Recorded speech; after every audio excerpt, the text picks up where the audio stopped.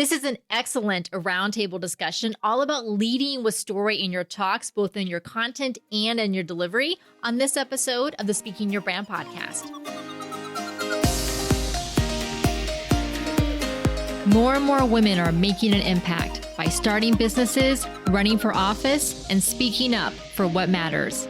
With my background as a TV political analyst, entrepreneur, and speaker, I interview and coach purpose-driven women to shape their brands, grow their companies, and become recognized as influencers in their field. This is Speaking Your Brand, your place to learn how to persuasively communicate your message to your audience. Hi there, and welcome to Backstage with Speaking Your Brand, or I should say welcome back to Backstage with Speaking Your Brand. I'm Diane Diaz, and I am lead speaking coach at Speaking Your Brand. I am thrilled to bring you today 3 of the women who attended our live in-person speaking retreat here in Orlando back in February. And during these 3 days, they went through trainings, group activities, and filming their speaking engagements or speaking segments on our stage. And they all really, really delivered. And it was amazing to see how much they grew over the 3 days to the final delivery of those segments of their talks. They did amazing. So today we're going to chat with them about why they decided to attend the retreat, how they used storytelling in their talks, using the stage and body movement, which is part of active storytelling and engaging storytelling, and then what it was like to practice their talks and get filmed. So let me introduce you to these wonderful women that we have here today. So we have Darci Foshay, Dani Einsohn, and Teri Reuter. I think I'm saying that correctly, I hope. So Darci is an interior designer and a women's workshop facilitator for women who are making big life shifts, both professionally and personally. Dani is a certified women's empowerment life coach who works with women to help them pursue their dreams and goals. And Teri is an executive coach, well-being counselor, and learning experience facilitator, and a former jazzercise instructor, which is fun. So we'll talk a little bit about that later. So let me get started first with you, Teri. We'll start by just talking about why you decided to attend the in-person retreat in February. What brought you to that decision, and what were you hoping to get from that coming to the retreat? So what I was hoping to get is what I got. I really wanted to do something in 2024 that was going to be uncomfortable for me. So, every year for my own development, especially being a coach, I feel like I have to walk the walk. I try to do something to pursue that. And I had done coaching with you and Carol a couple of years ago. And then this year I was looking for something, and I wanted to challenge myself. Carol and you had talked about the idea of how many women's voices we have in our lives. And I realized as a jazzercise instructor, current though actually, I found that my music library didn't have that many female artists. And on my bookshelves, while I have a lot of women who've written fiction that I've read, a lot of the business books weren't women, and I work primarily with men.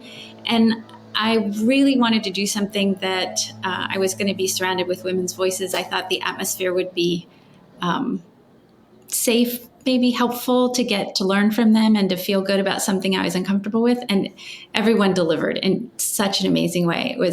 It was, I think, just hearing from everybody else and hearing their stories let me try out some things that were uncomfortable. So thank you to all of you.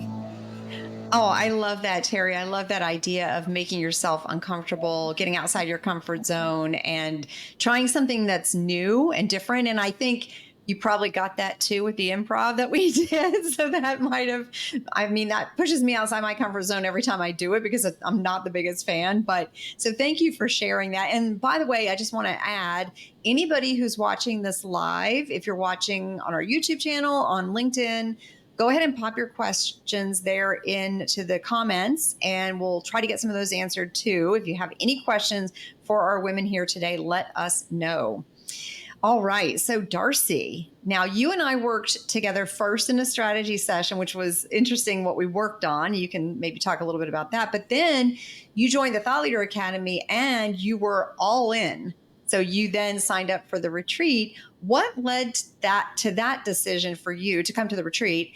And what was your experience like at the retreat? Well, I have to say that I think that my real reason for coming is all about like my personal enrichment and like Teri said, doing things outside of your comfort zone, and that's what I'm all about. I'm all about women embracing change and thriving, especially in midlife. And for me, this was something. The Thought Leader Academy was just wonderful. I loved every minute of it, and so it was a natural progression for me to go to the retreat. And I wanted to be in person because the Thought Leader Academy was via Zoom, and I loved it. But I did want to be in person to meet other women that are going through similar situations that I'm going through, and I just found it wonderful. Personal enrichment. I just enjoyed every single minute of it, enjoyed everybody that I met. We've now made this text string called the Sisterhood, and I just feel so lucky to have been involved in that. Oh, I'm so happy to hear that, Darci. And, I'm glad you mentioned the in-person component because, yes, we do a lot of course, the Thought Leader Academy is virtual online on Zoom. And we do a lot of that stuff now because, since the pandemic, we've all become very virtual. But it's so nice to be able to go to things in person and make those human connections, which as speakers is why we're doing these speaking engagements on stages in person in front of people live, because there's definitely a deeper connection that can be made when you're in person and you can see facial expressions, you can react to what people are saying, you can engage with people more personally. So I'm glad that you brought that up because it's a really good point. And so Dani, for you, now you told a really powerful story at our retreat. And I think your story really hit everybody. It was incredibly powerful and meaningful. And so we'll talk a little bit more about that in a bit, but what led to your decision to attend the retreat and what were you hoping to find from that experience? So, yeah, as you mentioned, I have this story and it's what prompted me to go into coaching in this third of my life, kind of at a late date. When I started my coaching business, I had a business coach and he heard my story and he said, "You have to tell this story. It's very important. Go out there and tell your story." So I had a couple of opportunities through women's networking groups here locally where I got to tell the story, and I connected so much with the audience, or they connected with me. And it was such a powerful experience to be seen, to be heard, to have them recognize themselves in my story. So I came running home and I went back to my coach after one of these experiences. And I said, "I think I want to do this every day for the rest of my life." And she said, "Okay, in true coach-like form, how are you going to make that happen?" And I said, "I need a speaking coach." And she said, "I have one for you." So she introduced me to Carol, and I heard about the retreat, which was just coming up.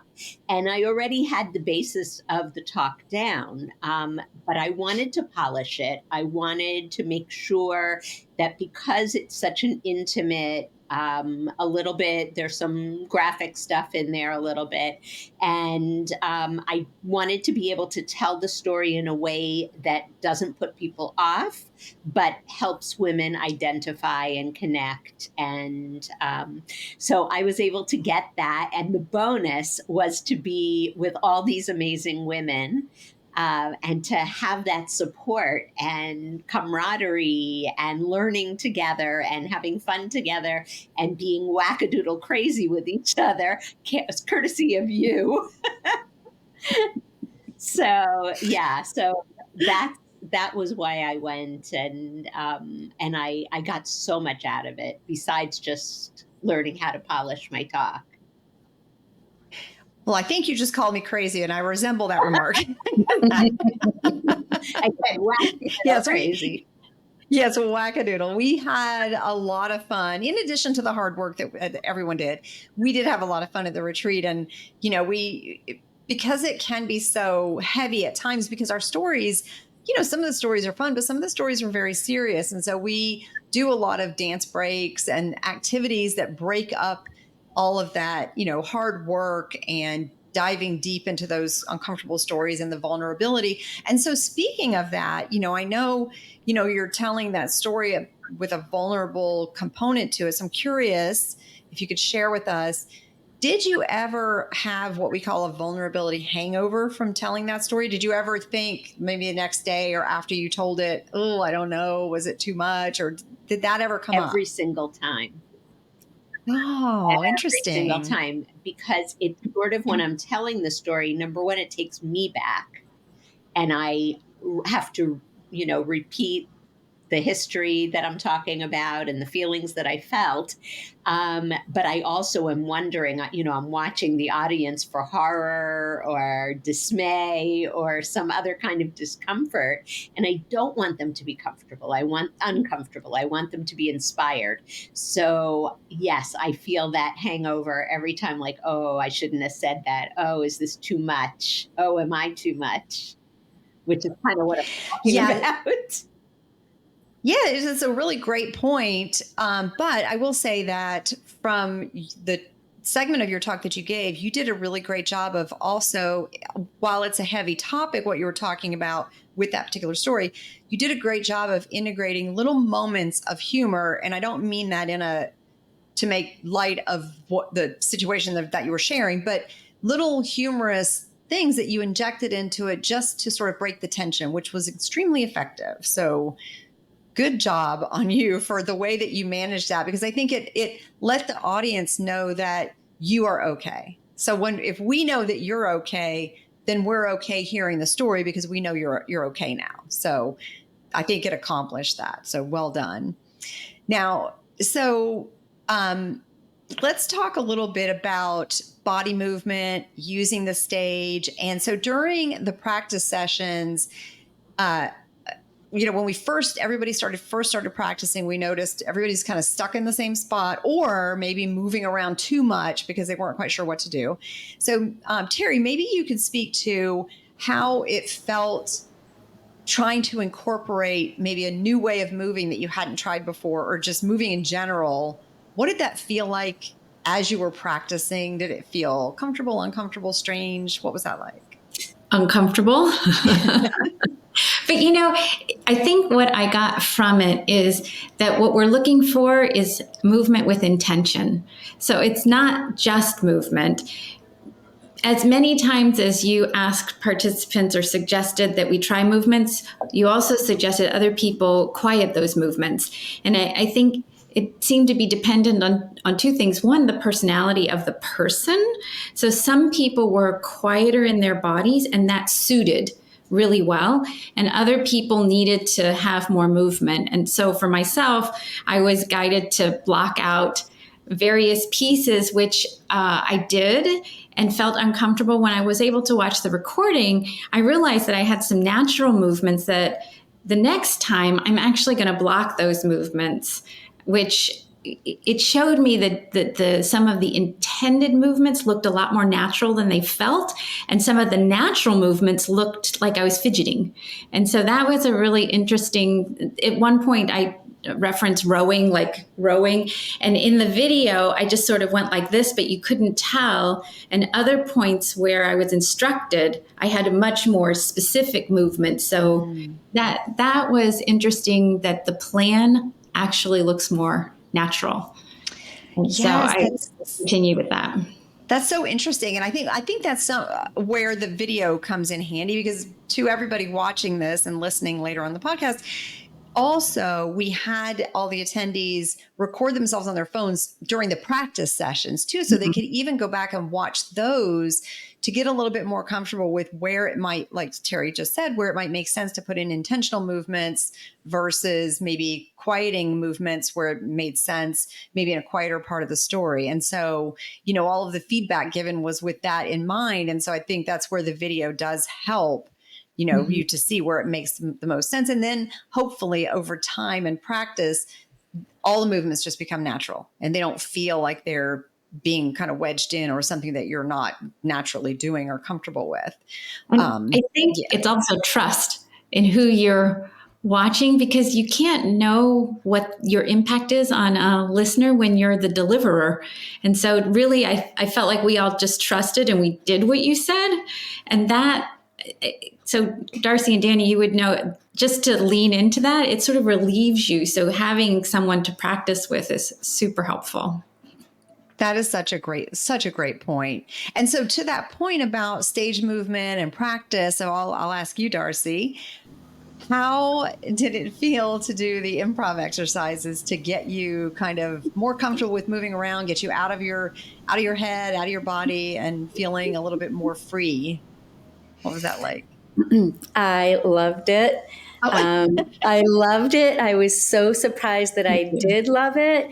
But like Teri was saying, I think that we all just felt so comfortable with each other immediately that I just felt like, all right, whatever is going to come to mind, I'm just going to do it, say it, act it out.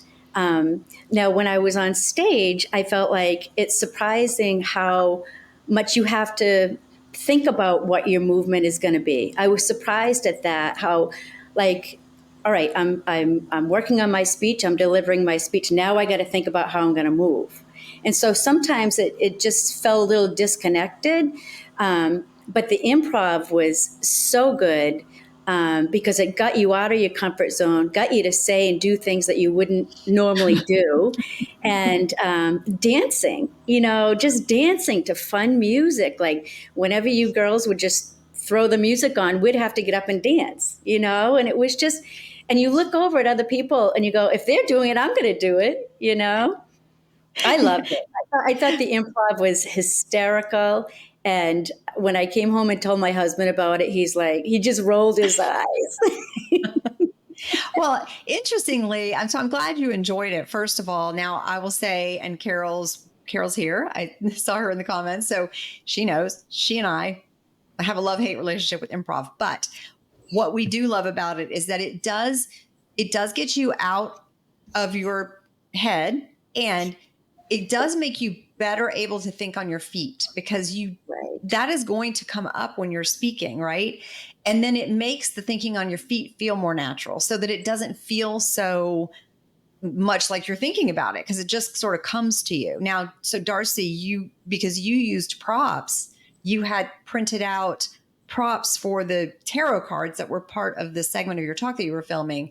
And so there was movement involved in going to get those, how to show them. And so I think maybe doing improv and of course practicing that really helped you, because that when you got to the filming portion, it was seamless and smooth. Oh, and thanks.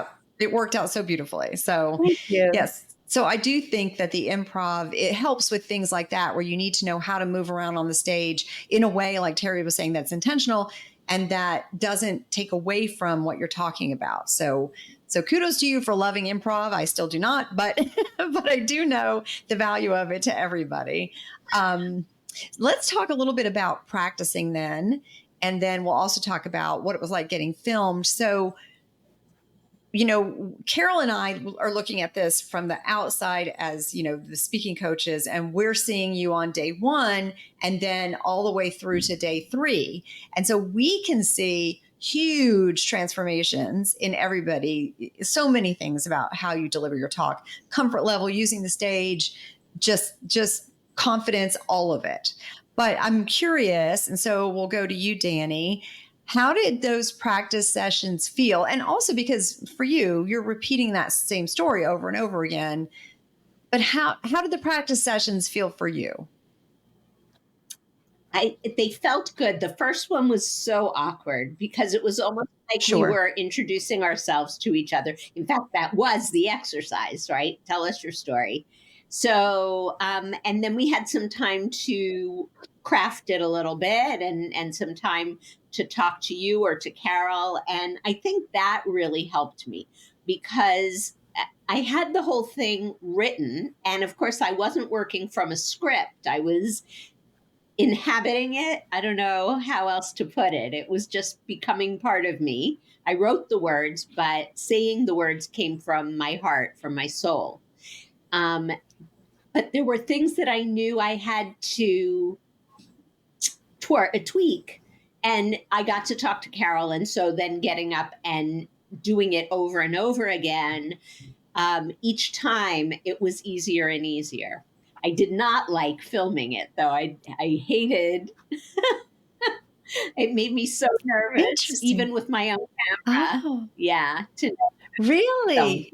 And why? I'm curious, why do you think that is? Um, just my own feelings about, how I would look, how I would sound. Yes, yes. And so I will say, I'm glad you mentioned that, Dani, because we can have all the confidence in the world in the words that we are saying, but I think, and this isn't just you, this is almost all of us. I don't know a woman on earth that isn't being filmed and then thinking, never mind the message, like, how am I going to look? What do I sound like? None of us like to hear the sound of our own voice. But what I can say too is that over time, I used to hate watching myself on video or listening to myself. Like if I go back and listen to a podcast that I'm on, I used to hate it. But over time, that goes away. And I have become more interested in how did my message come across and less thoughtful about like, what did I look like? What did I sound like? But it's so normal to feel that way. So I was just curious, why, because of course, and I don't think about it as much now, but I can see where that would be the case. And also you're in a small group. It's not like you're in front of 500 people. You're in a small group and all eyes, including the camera, are on you. Yes. And as far as the small group went, I felt totally safe with the others in the room. I really, really did. And that happened very early, like within the first day. There was that sense of, we are in this together. We are here for each other. And so every time I got up, I was not afraid of the audience. I was just afraid of me. That's so interesting. Maybe that is our biggest nemesis is ourselves. And right? That's kind of what my talk was about also. Yes, interestingly. I think it all comes full circle. It's my thing, Yes. Well, and so we touched a little bit on the idea of getting feedback. And so each of you throughout the 3 days and just the 2 days of practice got feedback on the delivery of your talk, feedback on a variety of things, stage movement, saying things, maybe say it this way, maybe that would be better, maybe shorten this part, maybe focus more here. So Teri, how did it feel for you? Because you speak a lot. You already do a lot of training, workshops, all sorts of speaking. How did it feel to get that feedback during the practice sessions and then incorporate it sometimes on the fly, but also into your final delivery that was filmed? What was that like? Oh, it was fantastic. I think because of the kind of work I do, my role is to focus on someone else, to really lean in, and I lose myself in what my clients are doing. I help people prepare sometimes for presentations they're making. And at first it was weird to have someone focus on me. That's not usually my role. And it was really nice to hear, both the praise of things that were working, but also the redirection of things that could be different or better. And I was really appreciative of every little piece that I got so that you could try out something different. And I think it was interesting too, because we all got to do it not in a vacuum with ourselves, but we got to hear the feedback that each of us that were for each of us. And I think that while maybe we were saying something to Darci, you can look at yourself and say, oh, I could incorporate that too. Or, so it was just such a multidimensional experience. I think the environment of the feedback was exactly what you would hope. That expression, all feedback is a gift. It really felt like that the whole time we were together. Oh, I'm so thrilled to hear that because, I do love, of course, Carol and I are giving feedback, but I love that the other women feel comfortable giving feedback as well to whoever's practicing, because everybody's receiving it a little bit differently. Everybody keys in on something different based on whatever, maybe what they speak about, what their industry is, what their experience is. And so all of the feedback that everybody gave was so good, I felt. And a number of you kind of worked on your frameworks kind of on the fly like, well, I don't have a framework, like help me with this framework. And so during the practice time and the working on your segments time, some of us, like, I pulled out my laptop, let's pull up, let's try to look for a word for this, or, we'd go around the room and just give feedback. And then I think other women were giving each other feedback and working together on things.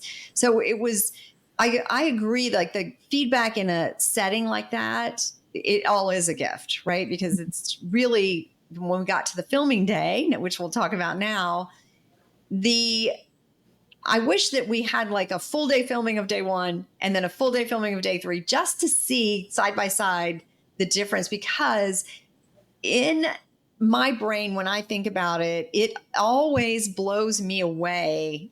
I don't know if I could make that much improvement, but you guys, not that you were bad on day 1, but just the polish that you had on day 3 was just mind blowing, because it's just, the delivery was incredible. The stories were incredible. The impact was incredible. It was just a beautiful, everybody's delivery was beautiful. So Dani, maybe you could talk a little bit. Well, you talked a little bit about the filming being uncomfortable, but what did it feel like? Like once you finished your filming, how did you feel once you were done with that? I was relieved that was over. It had been a lot of, is it going to be okay? Am I going to be okay? And then as I'm walking off the stage, I'm like, damn, I forgot to say, I didn't say that. So it was fine when it was happening. Like it wasn't obtrusive in any way. Like I enjoyed the little zing of adrenaline. And I think that it helped me enjoy the experience more, because I felt like I was really performing. And I think for many of us, yes, we learned that speaking is performing. And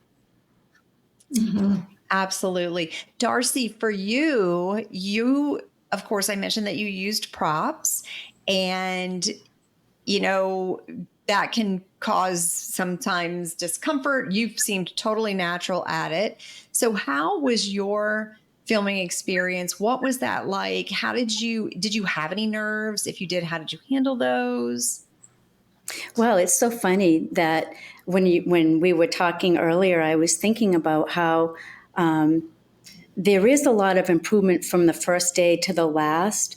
But in my situation, I have to get over the fact that the first time I deliver my talk, I'm looking for that shock value and I'm looking for that laughter, because my talk has a specific meaning to encourage women to embrace change, but the whole talk is taking stories from ordinary life and mixing it up and turning it around on its head and making it fun and funny. So the first time that I did it, of course, no one knows what you're going to say. So it is fun and funny. And then after you do it twice a day for 3 days, on that third day, when it comes to filming, I have to try to remind myself that they're not going to think it's as funny when they've heard it for the 8th time. Yes. Yeah. You were funny on the 8th time too, Darci. Every minute, Darci. Kitten chops never gets old. Never gets old. No, she doesn't. But I think that I have to remember that it is a performance, and you do have to bring up that excitement and enthusiasm to tell that story again, even though people have heard it several times. Like, you still have to say it in a really fresh way so that people really enjoy it. Because I really enjoy telling it, and I don't want to look at the audience and think that they're not enjoying it, as much as they could be because they'd already heard it or whatever. Yes. So I think that just takes practice, and we got a lot of practice, and I just loved every single minute of it. Good. I'm so glad to hear that. And so if you like to get laughs, you might need to do a stand-up comedy set, because then you will get the laughs you were looking for. Well, it's so much more fun than improv. So much more fun. I'm thinking maybe I might want to do it. I have a little inner. It's either a little Lucille Ball or Yes. Rodney Dangerfield. I don't know what it is, but I have a little Rhonda Dangerfield. Definitely do that. Well, okay. So, Teri, now you led us through a really fun dance segment in your talk, which I loved. And I can really see you doing that talk and that bit with the dance part in a large group. Because imagine a huge audience standing up and doing that would be so incredibly powerful. How do you feel about your confidence in leading an audience in an exercise like that? Maybe a big audience, and getting them involved and really getting them into the message. Well, I will say I feel very comfortable. I've done that before. Yes. So speaking, I do sometimes as a speech, like what we worked on, but speaking in front of groups, I do on a very regular basis. And sometimes people are surprised who I can get up to move. But so far, I've never had an audience that has not gotten up. I think the most reluctant, I was in Dallas last week and I worked with a group of about 40 people over 2 days that were in their late 20s, early 30s. It's the only group that I work with that I think of as like sort of my kids. Everybody else is more sort of my cohort. Anyway, they were the most reluctant, but I got them. I have a couple of different things we do. A thing that I bring out the song Bust a Move to. And Great song. So we use a particular personality assessment, and to help them remember the quadrants of the assessment, we do a dance.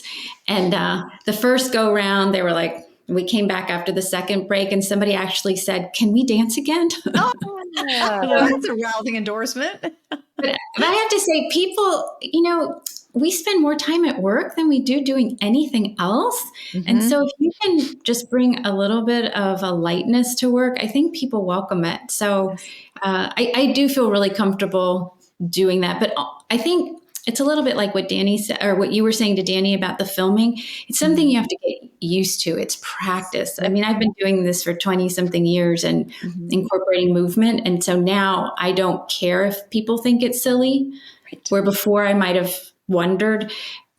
So it's an invitation to people to join me if they'd like. Yeah. No, wait, that's a really good point, because I think if you do anything enough times, it's going to start to feel natural and comfortable. Mm-hmm. And so really, and that's why the practice that we did at the retreat, right, was so important, is to just repeat it so that it starts to feel more comfortable. So on filming day, everybody seemed natural, that everybody seemed like they had been giving this talk for a long time.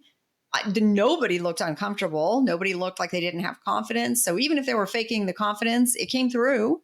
And it felt real. And so everybody, I thought, just really knocked it out of the park. So kudos to you three, but to everybody at the retreat for delivering, for growing so much and just building that confidence and learning how to use the stage and telling stories and making that audience engagement. It was beautiful. Such a wonder to behold. I love the retreat so much. So it was really just incredible watching everybody grow. And so now I want to know what is next. So I'll start with you, Darci. Why don't you tell us what your speaking topics are about, and then tell us what your plans are for your next speaking endeavors? Oh boy. I do have to say, as soon as I got home from the retreat, I wrote down a little snippet of what everybody had talked about in their speech. And then like little fun things that we had chatted about in between, just getting to know each other a little bit more. And I think I sent it out to everybody and just said, we could make a play about this and it could be really funny. It really could be. It could be really good. I have a couple things that I'm going to do. I just had another workshop recently and it went very, very well. I did a little recap about what we had done in the first workshop. And so just really fun. And a lot of women are making connections. The next thing I'm going to do is in June, and it's going to be called Talk and Sip. And people are coming out to Peaks Island. We're going to do a wine tasting in different parts of the island, and recap what we've been talking about in these last few workshops. And yeah, a couple things. There's one big idea that I have brewing that I'd like to bring to fruition. I have to figure out how I'm going to do it. But there was a video made a while back called The Empowerment Project. I don't know if you've heard of it, but it was wonderful. And it was about women in their journey.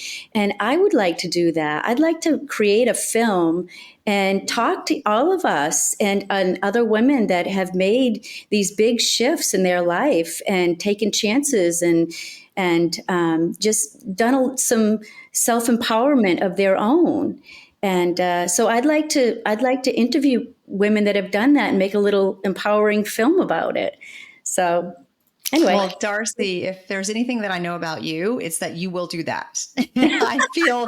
I 100% believe that in 6 months, a year, you will contact me and say, guess what? My film's coming out.